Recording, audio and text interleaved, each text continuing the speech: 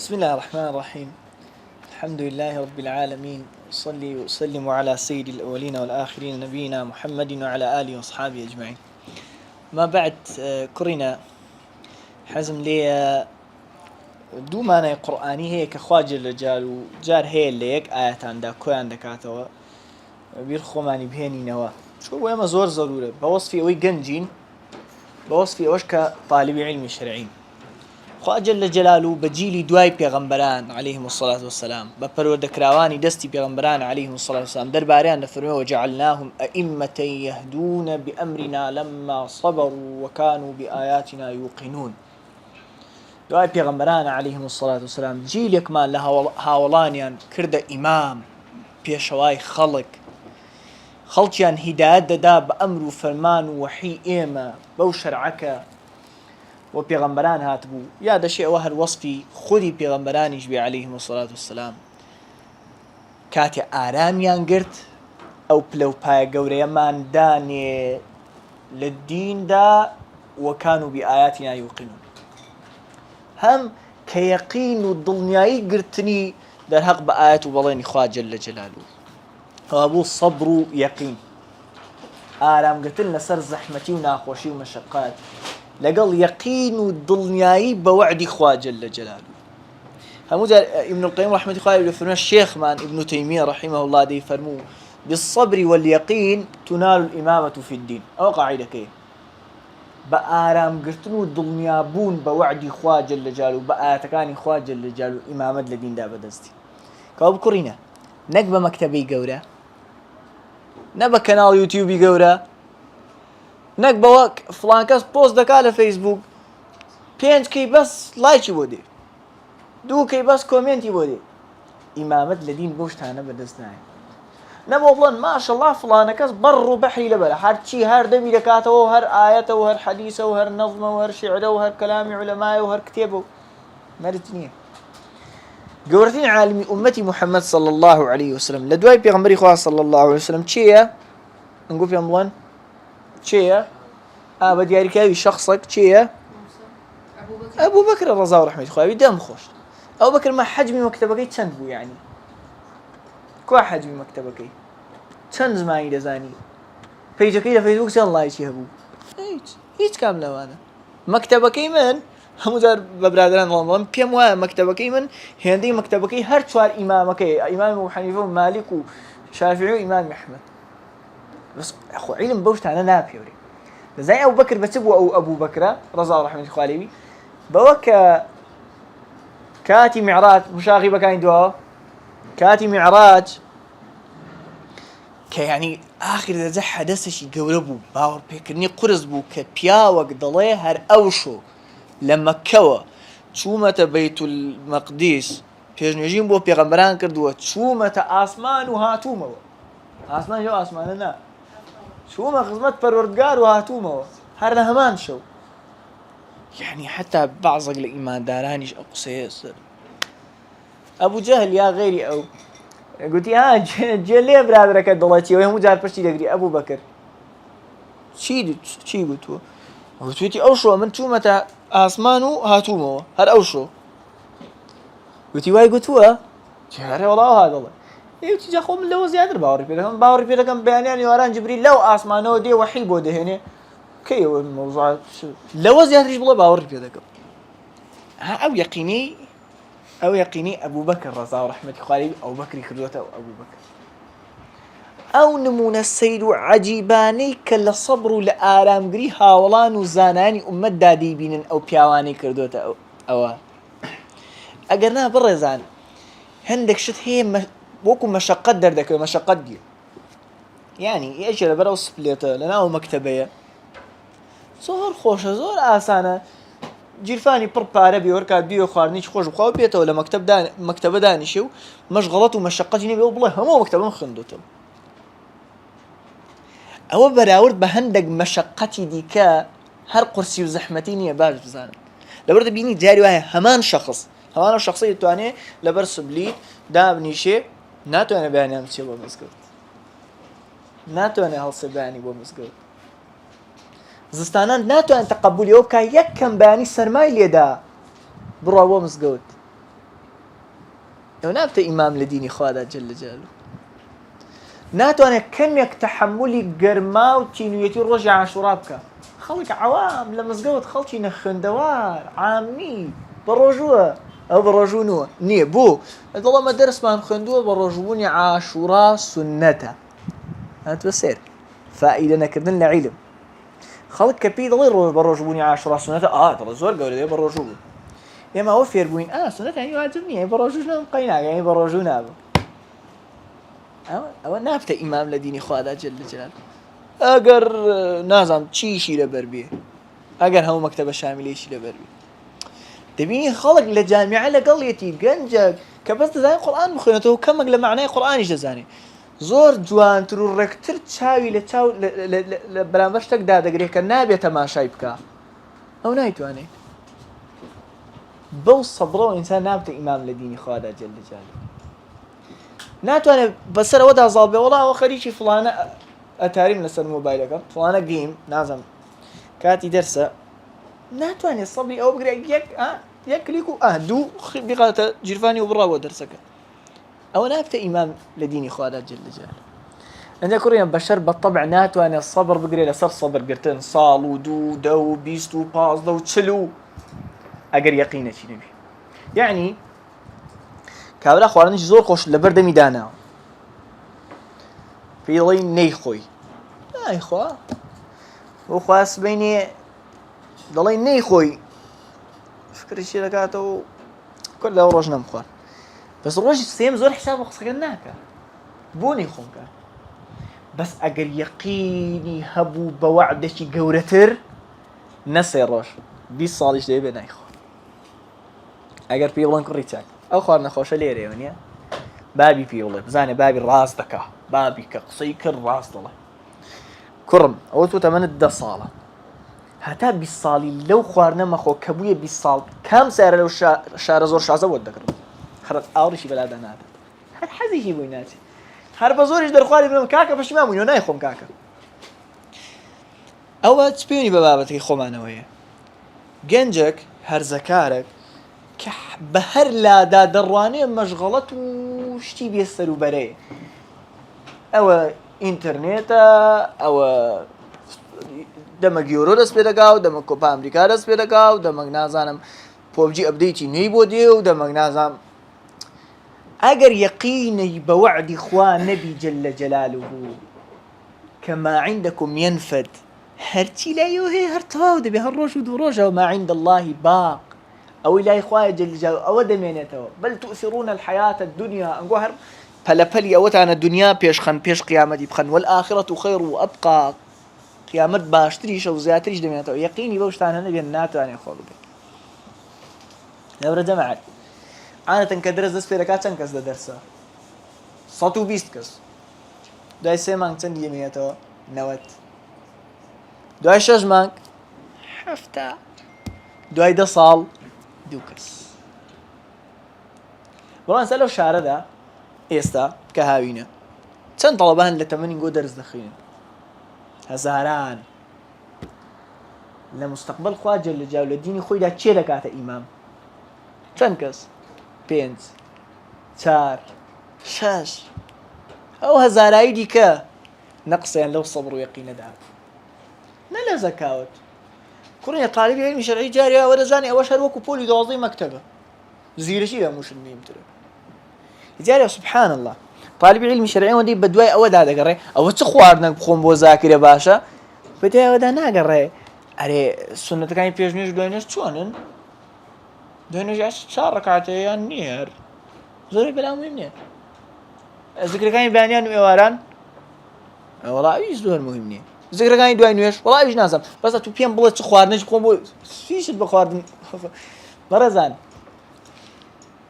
خوا جەل جەلاله چێ دەکاتە ئیمام لە دینی خۆیدا ئەوە کە لە هەمووان زیاتر ئارامگر و زیاتر یەقینیە نەوە هەمووان زیرەکترە ئەوە پۆلی 12 مەکتەب نییە ئەوە حساباتی دنیەوی نییە بەڕێزان چەند ئیمام و عالمی گەورە شک دەبن لە تاریخ کە عەبقەری بوون لە گچکەیەوە منداڵێکی دەڵێ پرۆفیسۆر بوو ئەوەندەیش هەیە کە منداڵی زۆر ئاسایی و طەبیعی بووە جەماعەت بەڵام دڵیان ملکەتی ئەمری خواوە جەل جەلالوه. جا ئەمن حەقەت نامەوێ قسەکان زۆر درێژکەمەوە بووی ئەو دوو لە تەقسەتان لا بمێنێتەوە کە ئینسان بەس بە دوو شت عیلم بەدەست دێنێ. عولەمای ئەو ئومەتە پێش هەمووشت لەو دووشتە لە پێش خەڵکەوە بوون. یەکەمیان یەقین و باوەڕی تەواویان بە وعدی خوا و پێغەمبەری خوا صلی الله عليه وسلم، ئەو بەوە کە ئەوەی لە لای خوا جەل جەلالوه باشترە تەواو هەوڵ بۆ ناوبانگ نادا نا ئەوەی لای خوایە باشترە لە ناوبانگی دنیا. خەلاص یەقینی لێ بۆ قسەی باوەڕم کرد کۆتایی بێ ناوبانگ بەلایەم نەوە زەڕوور نییە.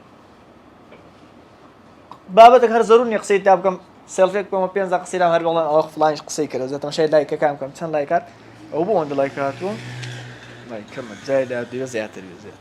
ئەوە بۆ نادا خەلاص. لە مەجلیسەکە خواخوای نییە کاکە باسێکی منیش بکەن برادران بێش مێرە وڵاو کاک فڵان کەسیشمان 20 جوزئی قورئان لەبەر الحەمدوللا ئەو جا باسی منیان کرد خەبز ئەوە تەوا بۆ خوان جەل جەلاله لەبەر کردووە لەبەر وعدی پێغەمبەر صلی الله علیه وسلم لەبەرم کردووە کە دەڵێن بە حافظی قورئان دەڵێن لە قیامەتێ بخوێنەوە هەر ئایەتێک خوێنیەوە پلەکت بەرز دەکەینەوە پلەکەت لە ڕاستی ئاخر ئایەتە بۆ ئەوە لەبەرم کردووە. هەموو جار تەماشای کە باسی عیززەت و عولەما دەکرێ فڵانە عالیم ئەوەندە پارەیان داگێڕایەوە سەیە بەرچی هیچ عەقڵێک بێ بەرامبەر ئەو پارەیە لە قیس خۆی نادە. ئەو یەقینی هەیە کە وعدی گەورەتری پێداوە کابرا وتی وەڵایی زیاتریان داومێ شتی دەفرۆشت وتیان یەک بە 5 دەدەینی چەندت کڕیۆ بە دەفتەرەکە کڕۆ 5 دەفتەر دەدەین بەو قورئان دەیوت زیاتریان داوە. کورک چیە زیاتر دا کاکە یەک دەفتەر بداوە 5 دەفتەر دەدەین وەڵای خوایەک بە هەفتای داوە لەوە زیاتر دەدەن بابی دەمەنگۆ وەڵای خوا زیاترین یەقینی هەیە دەڵێن جارە عیزی کوڕ عەبدولسەلام یەک لە ئومەرا هاتە ژوور لە عیزی کوڕ عەبدولسەلام و لە غەیری عیزی کوڕ عەبدولسەلامیشەوە دەیجێڕنەوە. عیزی کوڕ عەبدولسەلام پاڵی بە دیوارەکەەوە دابوو قاچی درێژ بوو ئەمیر هات دنیا وێران بوو هات سەیارە دێ و حیمایە دێ و دەفتەکارە سات و ویقی نەجدە و وەڵای عیزی کوڕ عەبدولسەلام قاچی هەر قاچی نەکێشایەوە نەکردنەسە قاچ نەکێشایەوە. ئەمیر زۆر بێ سەرسام کوورەوە ئەوە چ بێمنەتیەکە ئەوە چ عیززەتەکە چ کە چۆ هەواڵی بۆ نارچی کاکە ئەگەر پێویستی چیە من حەزم لێ بۆی جێبەجێکەم حەزم لێ لە خزمەتی داوە مامای قەرزارەکە شتەکە وەڵای بڕۆن پێ بڵێن ئەوەی قاچی درێژ کردووە دەستی درێژ ناکە حسابی ئەوم کردووە دەست لە کەس پان نەکەم ئەو بۆیە قاچمم لێ درێژ کردو باوەڕی وعدی خوا هەیە جەل جەلاله ئینسان بەو شتانە گەورە دەبێت. شافعی عەبقەری بووە نییە شافعی زۆرتان بەسەرهاتی شوهرەتی حفظی شافعی بیست ڕەحیمەوە کە تەماشای لاشی پەڕەکەی دەگرت بۆی بەس ئێرە لە بەرکانەوەک چاوەک بکەوتە سەر ئێرە ئەوەش هەموو لەبەر زۆرتان شتانە بیستۆ نییە دەبا شافعی لە ماڵ دانیشتە بیت پێ ئەمە زیرەکە دەی با سەبر و ئارامی نەگرت با لەسەر مەشەقەت و زەحمەتی و دەرد و بەڵای زۆر. شافعی تاقانەی داچی بووە باویشی زوو مردووە داچی لە دنیاە بەس شافعی هەیە لە کوڕ و کچ. شافعی 14 ساڵ لە مەدینە تەڵەبە بووە دووری داچی مەکە و مەدینە زیاتر لە 400 کیلۆمەتر لە یەکترەوە دوورن داگ لە مەکە و شافعیش لە مەدینە دەبێت چەند جار چی بێتەوە ماڵ لە ماوەی چەند 14 ساڵ کابوو کورت و مختصر خودی میزانەکەتان لێ تێک نەچێ شتە گەورەکانتان لێ لەبەر چاو گچکە نەبێتەوە شتە گچکەکانتان بە چاو ڕۆژێک هەموو علومی ئەو ئومەتە ئەو لا دیوارە کتێبی نەبوو قورئان نووسرا بوو و هەندێکی لە فەرمودەکان نووسرا بوونەوە خەلاص. ئەدێ عیلمە لەکوێ بوو بەشی گەورەی عیلم تەقوا و لە خوا ترسان بوو لە سینگی پیاواندا بوو بەس دوایە کە ئەو شتەی پێویستە گەورە بکرێ حەجمی گچکە بووە ئەو شتەش کە حەجمی گچکەیە کەمالیاتە کورە نەش بێقەی ناکە حەجمی گەورە و کراوە بووە هەموو شت عیلم نەما فەوتە با مەکتەبەی گەورەی شەبێ بێزار بوون هیوا بێزار طبعا من لە ژیانم ڕقم لەوەیە قسە بۆ جەماعەتە بکەم کە ناویان نەزان لما مراق مزوز جستر بيك أكبرهم ومشى موسى ليري وصلت باشا وصلت باشا أبغى من تقريبا بس ناي هيواد زام جستر بهيواد كم باشا أما صهيبك معناه درس هر صهيب يعني ميزاز مطاوع يعني صهيب جاري وزور جوان دانشة لم جوان دانشة طيب جوان دانشة طبعا جوان هستا دانشة كتير جوان بقى هر أوها ليك إيش كتور ربنا بصهيب جاد الرجل شو أنا خوك أزناي صهيب نيه طبعا بقصد كلام زيادة ريجنا كم هو بس دبيت عن نتيته إمامة بون عالم بالصبر دبي بآرام قرتن بيقين دبي بدلنيابون بوعد إخوة جل جلاله جي هموشت بردكاته جي تي جي هموشت العلوم بس بهموان جي قرآن ينفيه برنا كريتوا أو صيلة بركن كجوربون باشتر تيلة أما كانت خوي من ضاج زور عجول بن باشا يعني زور مراقم كخنو يكتب يجوربو بالطبع زور محزب أولاد يواره مجخن باش بس رقم لا بركردن رقم لا بركردن لا زي بس يبقى من ضال حزي لشتي رونق داره لا بركردن اشتكى ديارني ديارني بس أنا ده خوش بلاي أولاد يواره مخندته جارم يواره أولاد يواره مخندته كاك باشا بينجار بس بمني بلاي قيناه بزانه أولاد يواره مخندته هام خلنا طبعي وايا زو بس القصي إنسان ودردك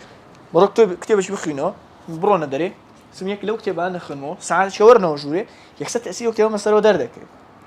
بس بابتي لبركدن زور ذاكرنا وركيتي نجيشتي دوانية تأثيري مستقبلا دردك تأثيري مستقبلا دردك يعني ناتو بقولنا كابرا ضلون فلانة جنجة 80 صالة بازز جزء القرآن لبره اگر بلن بلغت شيء لسر حراميتي الربا مثلا لا تاني بلغة كبيرة ناتو بوتكو هشتا تفسير وشروحات وكلامي نخندوتو ونيا بس لبريتي مثلا اللهم ما قال لبيج نجي استفادة لبكا حتى قورة بيو تفسير دخنتو لما انا كانت يدقى جاء من دار حزي لشتي سريعة يعني بيبلن أول روش تقدر ذكرين باي 2000 بيه يقولون والله صارك اشتكت ذكرين باي 100 لا والله بخو أول باشتري أول برتشاف ده بقاعدي ويش ولا كذا ناودس باشتري دي سردار بو إيش دكا أما اسم الأزرق بزور قرآن في البرد كذا بزور يزور داري داي بقرآن طام كردبو أو جهزتم كذا بعد والله هيك يقول قرآن كان زين برتي أذكر القرآن لبركة يلا فقه دخين أو عندما مسيطري في الدعاء وكتاب آيات اشترانية لبرد النبي زور مسيطري هلا بقول لا كتابك إلا برا دي والله نحو دخين لا كتابك آيات القرآن توهم إلا برا لو سري ديو همو يهلوا هذا نمري هلوا هيج تقدي قرآن برنا كاتوا باسا نزراتش يشتريش بيه باسا نزراتش يشتريش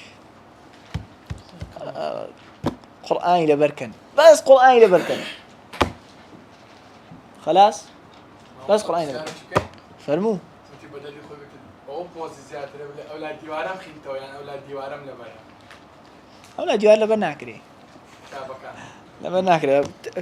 تأثير تنمية بشرية ندقري بريه محال بونينية محال بوني هي أولاد ديوار لبرنا كريه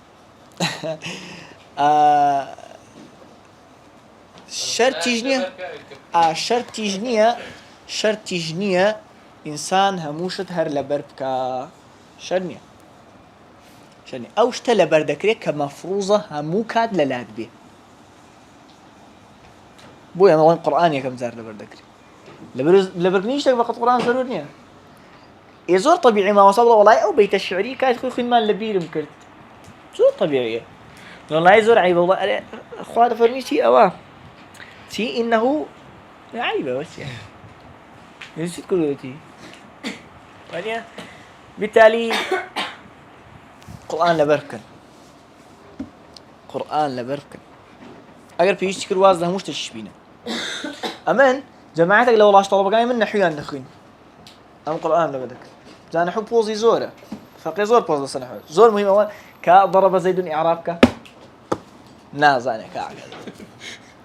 ده زاني نحو بوز كل الناس بنازل باش أو نحو بخوين بقربان نمدي وش تيواني كل بابي خوينم والله خيدة وبزقدم تقب كل أنا سنة جوري ودي نحو ناخذ أم لو جل القرآن اللي بتسينهم لا حول ولا قوة إلا بالله بو قرآن الدعاء أوان هاتن أمن نحوم في قلتنا بالرام بيبكن همو أواني دتون قرآن بنا قلتون نحويان نخين جماعتك هاتن قراءات النخين قراءات يعني غيري قراءتي حفظ قراءتي دي كيان نخين القرآن قبل بركد بومن ده ملازمات القراءات بخين خد دي القرآن كذا مراجع كيو نبرة واخواي دي والله إيستا أوان إيستا هندشيان هندق لو أنا والله كان أحسن تخوه درس قراءات ما مداني والله ضل مجالمني ما في عندي مجالمني يعني خومي اللي يقرأ هنا ما مجالمني قراءة قد بدأنا نين لا والله مجالمني لا بركتي قرآنك أبو هم بركتي ده بركتني قرآنك أبو أقرأ أبرأ قرآني لبركن ماشى قرآني 40 ماشي قرآن كيف بخندر فاشي قرآن 40 نووي لبركن بس ده قال قرآن شل لبر نكن باشا بالطبع تمشاكل كورين شتي خفيف سيء بس عادة حفظي أوان سر كوتو ترك بس قرآن لبردك أو حق باك أحمد فينا خولي ها عادة حفظي أوان سر كوتو ترك كقرآن لبردك بالروان بيبقى 40 نووي بيقرأ بركي بالروان بيبقى قرآن لبركة ده 40 نووي بيقرأ بركي بلام هزكي فراغ زورة بيانيان يوران هيج كاري بيانيان داني بقرآنك وحفظك كم ضبط كرد وك ناوي خم تقيدك أخو داني ورا ناكر بلام خريجي موبايل بابوك وتوي أنا خريجي تكنبي نا وهذا بس نوهانية أصلا ما هتا قرآنك بوك ناوي خد لبرنا كرد كاتك ما دشتي ديك مظبوط أو زور بيشي مدتي يعني أو شجرة فلان قصني أنا ولا ناوي أما يك ماني ناوي داهنا هر دي بداهن بدزي من وقت ربي جان خوش حالم أو ناوي دو ربي جوان دانشو إيه جاخود شيء يجنين أو شيء يجنين إذا مشاك بقربان كذاك الدري أو قميص رشد يا وصفية يعني تي يعني تبغى ليش يا مكري ونيا هردو كان والله حظنا هردو كان بس أجر قلت يعني يشيان يعني أجر لخوي دايك كاتبي وتيجي راقر لقد دريتون صراحة ما أقرأ القرآن لبركة يا ده بعملي بيقول يا قرآن يشيان هر فكر شيء جمعك ويا كلمة لبامك عملي بيقول بس باب سعرك اللي بيفكام أو القرآن اللي برا باش ذكر عملي بيبقى أو القرآن اللي برنيه وصل الصحابة كان سلم بيغمر القرآن اللي برناه بس صلى الله عليه وسلم أنا تمشاك أو قصية وأخوانا مناقشة ذلك كاكا وشيء ملا نايب قصة مرانا وشيء قصية صاب كل جوابي ودمه جماعة كان فرقك هي يكميان كدرين لبريان نبوة أوان فرق يعني هو بولا جمكة أما قدرتي لبركدن ما بو قرآن براونا غير بقدرتي لبركدني أوان بيريجن هبوة لنا وعرب معلقي عمري كوري كلثوم نزيجي هشتا بيته يقدر وين خنوا بيريجني بكوتا ألا هبي بصحنك فاصبحينا ولا تبقي خمور الأندرينا مشعشعة كأن الحص فيها إذا ما الماء خالطها سخينا بريتي وشيء آلوس بيجار بري كردو طبعي جنجا كان وابو فضلي كوري عباس برا قوري عبد الله كوري عباس رضا ورحمة الله عليهم يعني ضرب بابم دستي قرتبو دستينا دري مكة بلاي سوق عكاظ دارويش سوق عكاظ بازار شي كاتبو ودباو شعراء عربي تدا كود ابوها شعري عن خندو قلتي بياوك شعر شي خندو سيصد بيدبو فضل ضربام دستي قلتهم او ندقت كبو كتيبر قلتي يلا كرم او قصيدين بوغلاو قلتي 300 بيتم بو قلت وياك بيتيانم لي ألوز بو بابم بو ببيري هنا مو أوانا ودا زانين كدلين القرآن يا لبنا بولا برشي لبري بو ما نهاتو هيك خبرك يا ابو عمر ما عندي القرآن ايش قلتوا بدا استوى سورتي بلدي بولا برنا ذكره برزان هندكيان حرب جوجرتن هاتوته بريان اصلا اويك يعني لبروي بلغه كد بدا استوى جابري كر عبد الله هذا سربانك دانيش تبي هات شو بي صورتي بروجي دوبارك انا وين جابري كر عبد الله القرآن لبرنا اويك دميان برزان قرآن روجانه زيادي ذكرت اوقات سيطرة كردن بسري دا قرز بو روجانا ببي حوادث زيادي دكر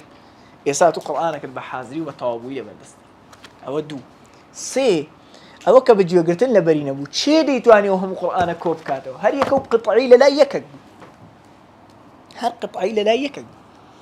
يعني هتا سردين أبو بكر مصحفة كوب هتا دواي وفاتي في أمر صلى الله عليه وسلم مصحفة كوب كراونا بوكو يستعود ديني يدري وخلاص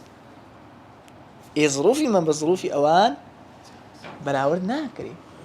بلاورد أري كان فرمودتان لا ما دام ضلنت صحابي كرام قرآن لبرنبو يكك آية خوين دبتو قلت لي نخير ومن القرآن يكاش شو هم بيستي متداول بولا بينيان والله من اعتراف دكم دزانم هموها والله القرآن لبر نبوة ما مو معناهوني هر لبريان نكردو دواي من منازعي أوش ناكم كدلهم لبركني أصلا لبركني قرآن خادم وخزمتكاري عمل بيكردنيتي دي بقى من أوتان بقى أو برسيارة ثانية أو برسيارة أو هي شهر قراوي باش أما باش لما منهجي صحابة يجيشتوين يا علماء إسلام أي بوهم علماء إسلام قرآن لبربو هلا بالطواب أنا تيجي شنو دبي بربك دواي هند صحابي هندك إمكانيتي هي أمن ميمة هند إمكان يعني مثلا صحابة نحويان خندوة أي صرف أي بلاغة أي أصول فقه نيخوين أما ما صار ناخذ بس ديان زاني طواب كاب أو لخدي خوي لهند قوتي هي أتديبك فيري ببي أو بسرقة هيتي أو بسرقة ناقصك وجهي حقي زورت ده أقاثني أو قصي حق بو معنايا كنابي أتو بيدوابي خدي لبركني قرآنك هوا عملي بيدا كم ناكم كذا شنية أم قرآن لبر الروجي تشان يجي في كم قينا كمان اشتوانية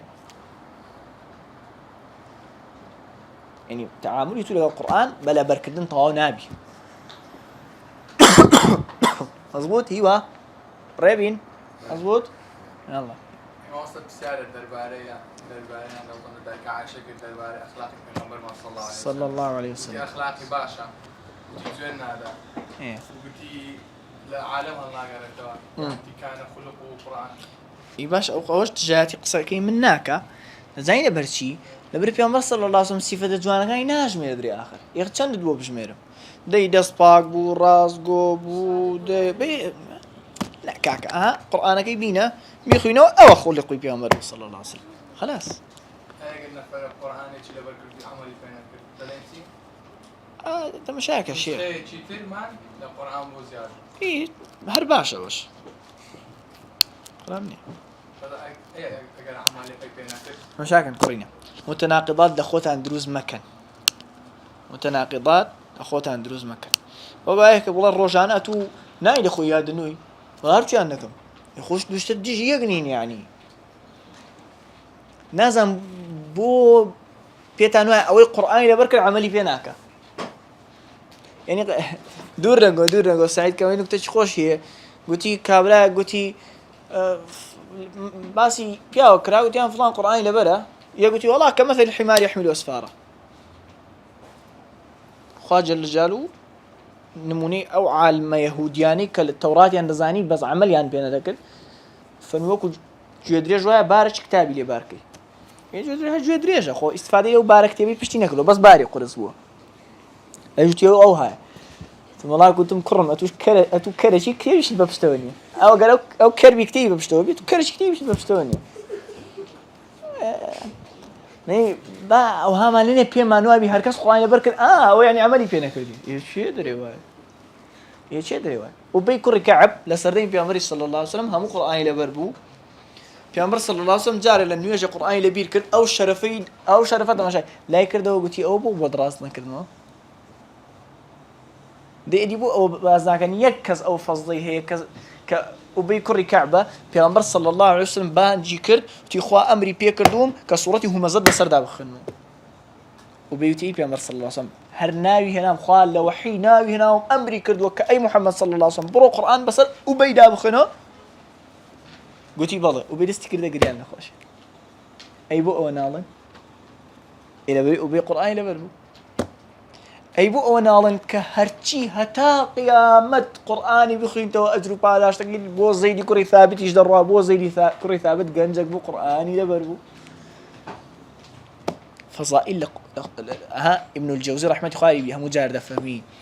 بياوي قورا چاكل خوي كودا كاتو پرشیان ناکە و بڵێ یەکیان دەکەم پیرەمێردێکی بە تەمەنداچووی بە ساڵداچوو لە مزگەوت تەواو پێی دەڵێن کاکە تو عەمەل بە قورئان بکە تازە قورئانە بەرکردن ئەتوو فەوتا لە کیست چوو بەڵام ئەمەی گەنجی بە تین و تاقەت خوا عاقیبەتمان خێرکا نا لە بەریشی دەکەی و عەمەلیشی پێ دەکەی خەلاص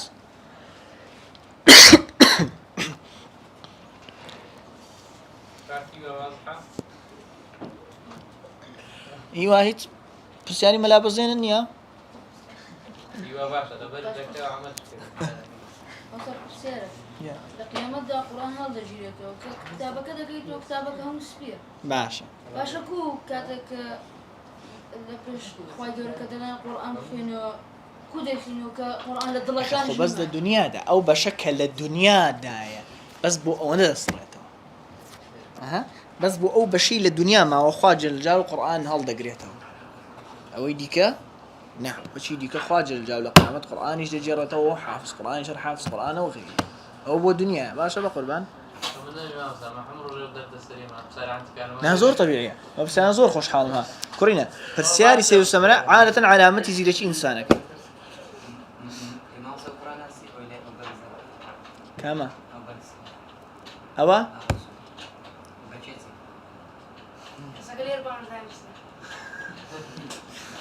ملا مسالة والله خوش حالم ناوتيا هدي جيان هدي خوش حالم ما شاء الله صافي ما شاء الله ما شاء الله ما شاء الله ملا هدي آفرين بارك الله فيك إيه قرار بسيارك كاتزلك زردكي تنشي كاكي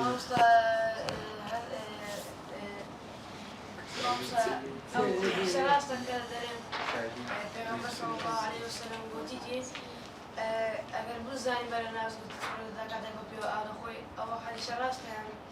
صحيح هذا نمبيستي جام أمري ماي بخاري يمكن حديثك نمبيستي حديث النبي عشان نمبيستي بيناتي أصلي هبي باب نقولي أو حديث ضعيفة بس دليل راستك لناوزك لو أنا اشتق غربدات أنا كبيبني أو هذا زين بيامبر صلى الله عليه وسلم ببيو آي خواردوكو زور جارة ما ساوي بيغمبر ببيو آي صلى الله عليه وسلم بالتالي يعني إنسان هتا بتواني دادني شيء أو خواردو نيتواني آسايا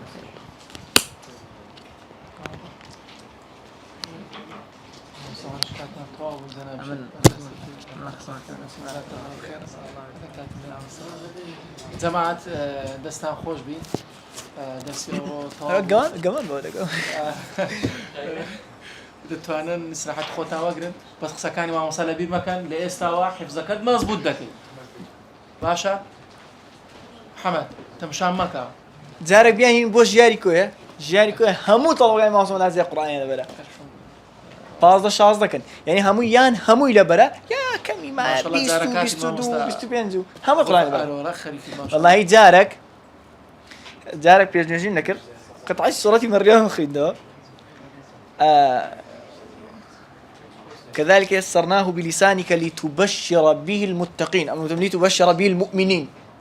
كاك الدواء وهيك هلا لما قال لصورتي إخلاص غلط كي كودا بتاع هلا هموي راسي كاتو عارم ده والله ياخذها من بيوز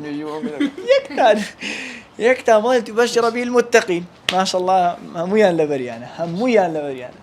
ما شاء الله يعني ما شاء الله تمانا كان شان مو قلت كان اما حافظ قران من هي لانه هم يدبر كردي اما انا اللي يصدها مو يدبر كردي اما انا اللي سيصدها مو يدبر كردي جلي ان شاء الله كتي ليكت هالناس 8 صال بو كهم قران يدبر كردي يستا هالناس 8 4 صال كوا بلوغ المرام جردوده طالق هزار اون حديثه بتخريج و بانجليزي وعربي قصدك لما كتبش كم دبي ما شاء الله اللي دكتور واضحة طبعا ان شاء الله لا بس تحقيق بزانه لا تقدر سان جاملوش تاني بقدر متزبط لا أصدق عليهم ايه اوطا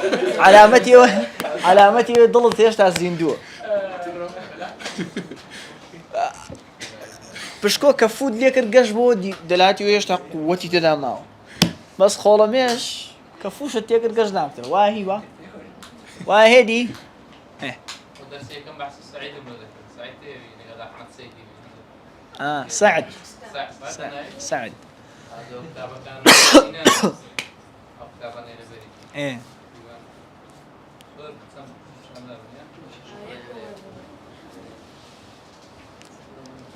ذكري نقول هو زيادة في ذكري بعض سنة في تانو أنا أو مسابقة خيبر دو اشتيوانية أو مثلا وكو مسابقة كريو شو شيء سرك واي شيء هتا أو سرك عرض ده أو مهمة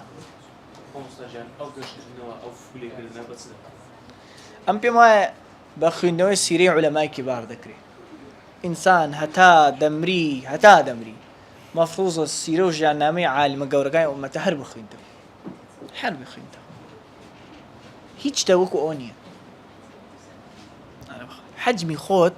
لما تشاوقت كذبته قصدي اسوء زي بشر بالطبع في اوديته درس ودروس وطوابع من ختم كل وضعك اي دخيني ابن تيميه يعني تقريبا اللي يصد وصالي هر طاو خلاص هري قرتوته خلاص بين او بينو بس شويه بس ذكي زال لفاشي تاليوك كاك شيخ دفع عليه انا خد دفع زمعتي تكسيب زمهات الاخواري محمد دهونا من نوستا سنزار شروط هي لبرم كرديا تقريبا أولى فرا صد زاد بارم كتبوا بزاخي هلا بيلوسو أبجاسي خوله مخرابترني أما لبرم ده كده تسمع أوكم دخلوات من أولى فرا بكر أخوان هم يرواي كزنا بينيو للدنيا ياك القرآن لبرم بيلون شو ده يعني نوصل لبيليناكم بس دوسات يعني غلط اللي ذا أبجاسي هر زور باشي لا زور طبيعي بقول ما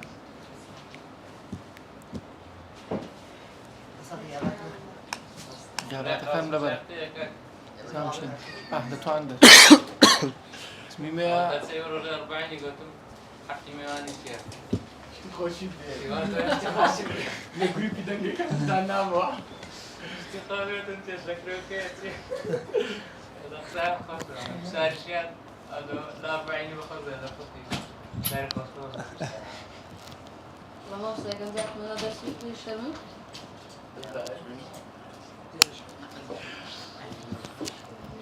ما وصل استبع عمل بيك الدنيا هردوش يعني هذا شيء كم سنة شو بس باشا زميل عمل سيبنا صلاة ما شاء الله الحمد لله ده حال السخوت يعني بساعدك اه شكرا كم خوشة عفري ولا درسي كم ودفع ابوي عملوا حتى هزار كي حفظه إذا طبعا قورتي أمان زي بكري الأشياء نعم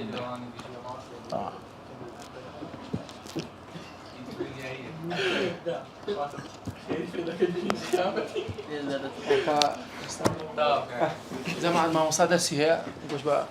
خوش حاولين أما باب تام فارس يا أخوة